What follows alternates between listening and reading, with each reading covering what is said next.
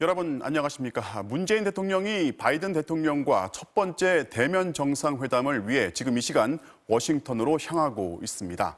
백신 문제가 가장 중요한 의제로 언급되고 있고 대북 정책 또 경제 협력도 핵심 의제입니다. 청와대 연결해서 이번 정상회담 전망해 보겠습니다. 엄지인 기자. 네, 청와대입니다. 자, 먼저 백신부터 볼까요? 어제 저희가 이제 여러 건의 백신 계약이 예정돼 있다고 보도를 했지만 이게 당장 쓸 백신인지 아니면 장기적인 계약인지 어떻습니까?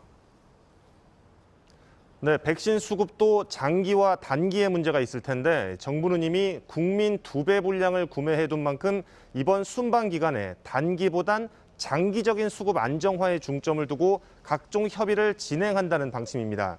먼저 많은 분들이 궁금해하는 삼성바이오로직스와 모더나 간의 위탁 생산 계약, 그리고 SK바이오사이언스와 노바백스 간의 기술 이전 연장 계약은 장기적인 측면에서 생산 시스템, 이른바 아시아 백신 허브 구축과 관련이 있다고 봐야 합니다.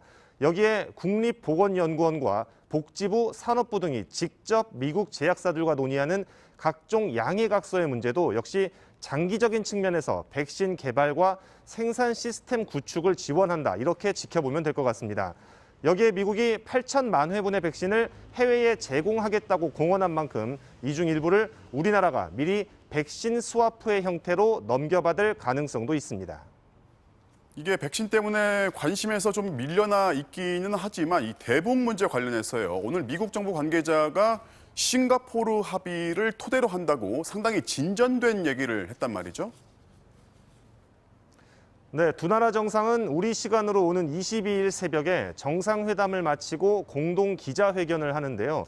정부는 이 공동선언에 북미 간 싱가포르 합의 존중과 남북관계 개선에 대한 지지를 담는 데 주력할 것으로 전해졌습니다. 트럼프 정부 때의 합의를 깨고 처음부터 다시 하는 게 아니라 북미 간의 관계 복원 의지를 강조하고 더불어서 협상의 지렛대로서 남북관계의 자율성도 어느 정도 존중하다는 기대입니다.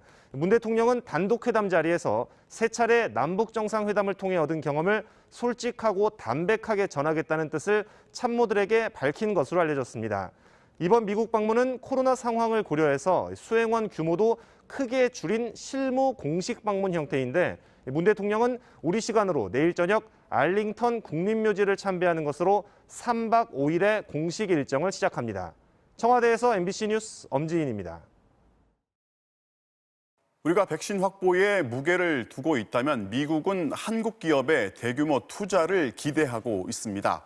특히 한국이 강하고 미국이 급한 반도체와 배터리 분야입니다. 실제로 미국 상무부가 직접 두 나라 대기업 대표들을 따로 한자리에 모아서 투자 계획을 논의하기로 했습니다. 워싱턴 여홍규 특파원이 단독 보도합니다.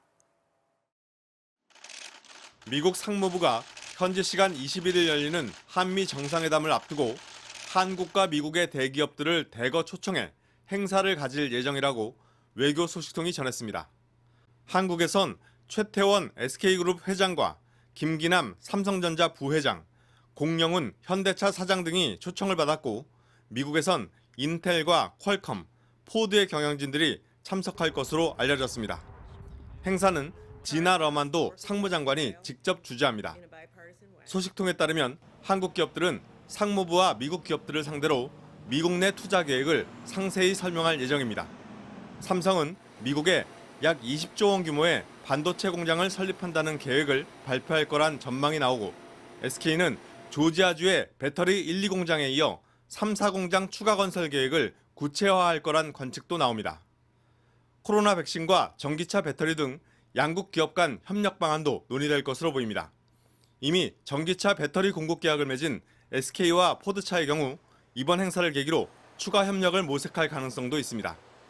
당초 이번 행사는 바이든 대통령이 해당 기업들을 백악관으로 초청하는 쪽으로 추진했지만 우리 측 경제사절단 일부가 코로나 백신 접종을 완료하지 못해 상무부 행사로 바뀐 것으로 알려졌습니다. 미국 정부가 한국과 미국의 대기업들을 한자리에 초청해 행사를 갖는 건 이례적입니다. 그만큼 투자 유치가 절실하다는 뜻입니다. 한미 정상회담을 목전에 두고 미국 정부가 이런 행사를 기획한 점도 눈에 띕니다. 한국 기업들이 기대 이상의 선물 보따리를 풀어낼 경우 미국 정부의 성과로 부각시킬 수 있다는 점도 고려한 것으로 보입니다. 워싱턴에서 MBC 뉴스 여홍규입니다. 본인과 가족의 신용카드 결제 금액을 갚지도 않고 갚은 것처럼 전산을 조작한 NH농협은행 직원들이 무더기로 적발됐습니다. 하지만 금융위가 내린 징계는 과태료 몇백만 원이 전부였고 대부분 지금도 은행을 다니고 있는데요. 심지어 승진을 한 직원도 있었습니다. 정진욱 기자가 취재했습니다. NH농협은행 직원 A씨. 신용카드 결제일이 돌아왔는데 돈이 모자랐습니다. 은행 전산망에 손을 대 입금하지도 않고 입금한 것처럼 조작했습니다. 신용카드 한도가 회복되자 다시 현금 서비스를 받아 나중에 메꿔넣었습니다. 이렇게 조작한 금액이 7개월 동안 1억 2,600만 원입니다. 하지만 이 직원은 차장에서 팀장으로 승진했습니다. 농협 출장소에 근무하던 직원 2명은 외환거래 차익을 얻기 위해 역시 전산으로 돈을 빼돌렸습니다. 6차례에 걸쳐 1,600만 원을 가짜로 입금 처리했습니다. 이 2명도 여전히 농협은행에 다니고 있습니다. 금융당국에 적발된 농협 직원은 모두 9명. 이들이 허위 입금 처리한 금액은 112차례에 걸쳐 3억 8,600만 원입니다. 하지만 금융위원회가 이들에게 내린 징계는 과태료 180만 원에서 2,500만 원이 전부입니다. 금융위의 회의록을 보니 기본 의무 위반이라 중대 위반일 수도 있다. 하지만 언론 보도가 안 됐고 실제 피해도 없어서 경미하다고 볼 수도 있다고 돼 있습니다. 결국 위반 결과는 중대와 경미의 중간인 보통으로 결정됐습니다. 내부 회의에서조차 중대하기도 하고 경미하기도 하다는 건 논리적 모순이라는 지적이 나왔지만 징계는 원안대로 통과됐습니다. 외부 소비자에게 직접적인 피해가 발생하지 않았다 하더라도 잠재적인 피해가 발생할 수 있는 구조 문제에 대해서는 보다 엄격한 통제가 필요할 것으로 생각됩니다. 이런 솜방망이 처벌 때문인지 은행원들의 범죄는 줄지 않고 있습니다. 최근 5년 사이 시중은행 직원들이 돈을 빼돌리거나 개인적으로 운용한 사고는 185건. 금액은 4,792억 원에 달합니다. MBC 뉴스 정준욱입니다. 보통 아파트에서 불이 나면 불길을 피해서 맨 꼭대기층으로 대피를 하죠. 그런데 막상 올라가 보면 대피를 할 수 있는 옥상이 아니라 기계실 같은 다른 시설이 있고 옥상은 그 아래층에 있는 아파트들이 많다고 합니다. 지난해 화재가 발생한 경기도 군포의 아파트도 마찬가지였습니다. 경기도가 시도 단체 가운데 처음으로 도내 아파트나 기숙사 등 5,900여 곳의 옥상 실태를 전수조사했는데요. 저희가 그 결과를 단독 입수해서 현장을 점검해봤습니다. 김세로 기자가 전해드리겠습니다. 15층 아파트 창문으로 불길이 솟구쳐 나옵니다. 지난해 12월 경기도 군포의 한 아파트 12층에서 인테리어 공사를 하다 난 불로 4명이 숨지고 7명이 다쳤습니다. 화재 조사 보고서입니다. 사망자 가운데 주민 2명은 맨 꼭대기층 기계실 앞에서 숨졌습니다. 옥상인 줄 알고 올라온 건데 옥상은 바로 한층 아래였고 문도 열려 있었습니다. 이렇게 열려있는 옥상 출입문을 지나쳐 맨 꼭대기까지 대피했지만 잠긴 기계실 문 앞 막다른 길이었던 겁니다. 화재 이후에야 기계실로 올라가는 계단엔 굵은 쇠줄이 걸렸습니다. 어떤 사람이든 옥상을 안 올라가본 그런 경우는 조금 꼭대기인 줄 알고.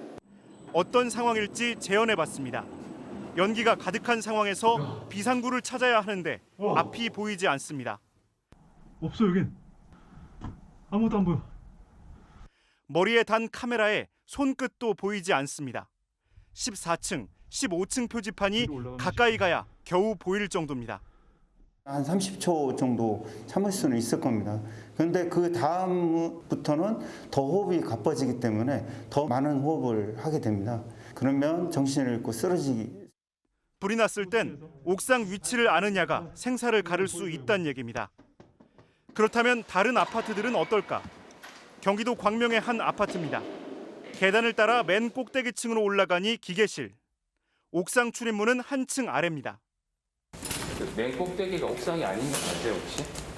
옥상인 걸로 알고 있죠. 맨 꼭대기에 있는 문은 여기 엘리베이터 기계실 문이고 그 그 밑이 옥상 출입문인데 그건 혹시 알고 계세요? 수원에 있는 이 아파트도 최상층 한 층 아래가 옥상입니다. 그런데 문도 3개인데다 아무런 표시가 없어 어디가 비상구인지 알 길이 없습니다.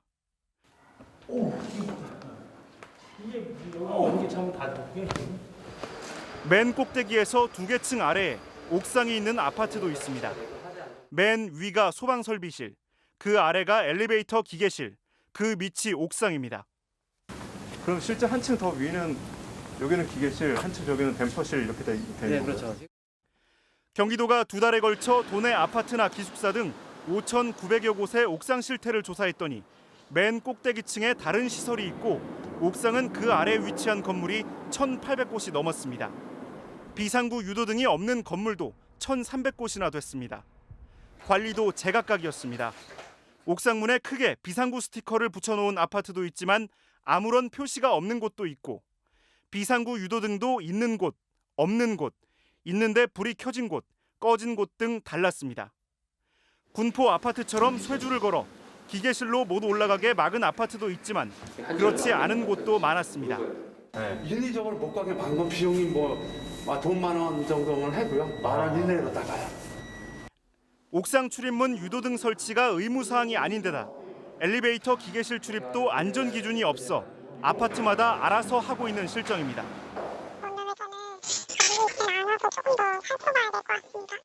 이번 조사는 아파트 옥상 대피 공간에 대해 최초로 이뤄진 대규모 조사입니다.